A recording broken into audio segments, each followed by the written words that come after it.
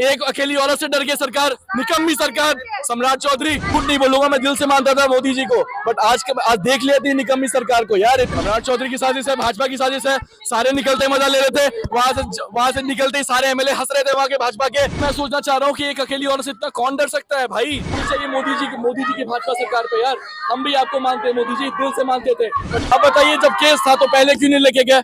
Nomination करते आपके सारे याद आ गए कौन कौन सा केस है, क्या है। ये किसकी साजिश लग रही है आपको? सम्राट चौधरी की साजिश है, भाजपा की साजिश है। सारे निकलते मजा ले रहे थे, वहां से निकलते ही सारे एमएलए हंस रहे थे वहां के भाजपा के।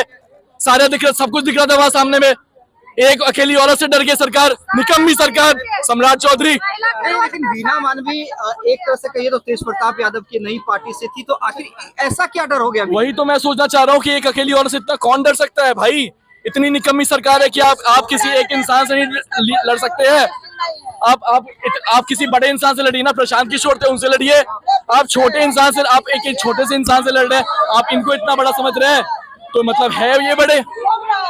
तो अब आप लोग क्या करेंगे? अब आप लोग क्या करेंगे? अगला कार्रवाई आप लोग क्या कोई करेंगे? कार्रवाई नहीं, जैसे लड़ रहे थे वैसे लड़ेंगे। अभी नहीं, नॉमिनेशन पूरा हो गया। नॉमिनेशन पूरा हो गया है अब, लेकिन ये मैं गारंटी देता हूँ कि पूरी भाजपा सरकार, पूरा प्रशासन लग जाएगा नॉमिनेशन रद्द कराने के लिए। प्रशासन बस आई, बोली यहाँ पे 420 का केस है, आपको लेके जा रहे हैं। कोई मामला नहीं बताया गया है, और जानबूझकर अभी यहाँ लेट किया जा रहा है यहाँ पे, कि इनको फिटनेस ना दिया जाए, कि वो आज अंदर ही रहे और बेल ना हो पाए। आज जानबूझ के फिटनेस करने में लेट किया जा रहा है यहाँ पे।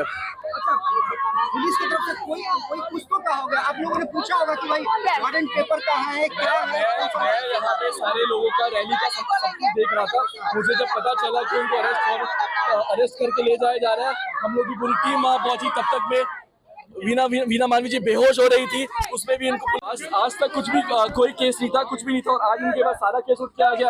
कितने सारे केस चल रहे हैं, ये चल रहे हैं, वो चल रहे हैं। तो मतलब एक अकेली महिला पे पूरा सरकार, वही भाई मैं सोचना चाह रहा हूँ, इतनी निकम्मी सरकार कैसे हो सकती है कोई यार। मतलब शर्म आनी चाहिए मोदी जी की भाजपा सरकार पे यार। हम भी आपको मानते हैं मोदी जी, दिल से मानते थे, बट आज के बाद नहीं मानेंगे। कितनी निकम्मी सरकार आपकी बन रही है। यानी आप पोजीशन से डर है? कोई डर नहीं है, अपोजिशन को डर है? बिल्कुल डर है उनको यार। तभी ना डर है नॉमिनेशन तभी तो यार, आप खुद सोचिए ना इस चीज को। प्रशांत किशोर क्या लगता है कि आगे? मतलब मैं दिल से, झूठ नहीं बोलूंगा, मैं दिल से मानता था मोदी जी को, बट आज देख लिया थी निकम्मी सरकार को यार। इतनी बड़ी सरकार बना के, दुनिया की सबसे बड़ी लोकतांत्रिक देश के सबसे बड़ी पार्टी, एक छोटे से इंसान से डर रहे हो यार। क्या पहले से नोटिस आया? कोई नोटिस नहीं आया था। आज आप नॉमिनेशन करके नीचे आए और उठा के लेके गया। अब 3 दिन हमारे पास समय है, पूरी सरकार, पूरी सब कुछ, इलेक्शन कमीशन सब बिकी हुई है, सब लग जाएगी। नॉमिनेशन पूरा हो चुका है, हो गया है, बट 3 दिन का समय होता है स्कूटनी का, बट ये पूरा प्रशासन लगा देंगे इसको रद्द करने। मुझे गारंटी। अब आप आगे क्या करिए? लड़ेंगे चुनाव, नहीं लड़ेंगे तो पहला गोल बंद होगी इनके घर के सामने। तो आप देख सकते हैं कि किस प्रकार से बीना मानवी नॉमिनेशन के लिए गई थी। आज आखिरी दिन है नॉमिनेशन का, बांकीपुर उपचुनाव को लेके, जो नॉमिनेशन के बाद बीना मानवी को पटना पुलिस पकड़ लेती है, और उसके बाद उन्हें इमरजेंसी पीएमसीएच इमरजेंसी वार्ड लाया जाता है चेकअप करवाने के लिए। अभी उनके बेटा पृथ्वी की तरफ से बयान मिला है कि उन्हें भी आइडिया नहीं है कि किस केस में उनको पुलिस अरेस्ट किया गया है और क्यों किया गया है। आगे ऐसे ही अपडेट के लिए बने रहे मगी न्यूज के साथ। धन्यवाद।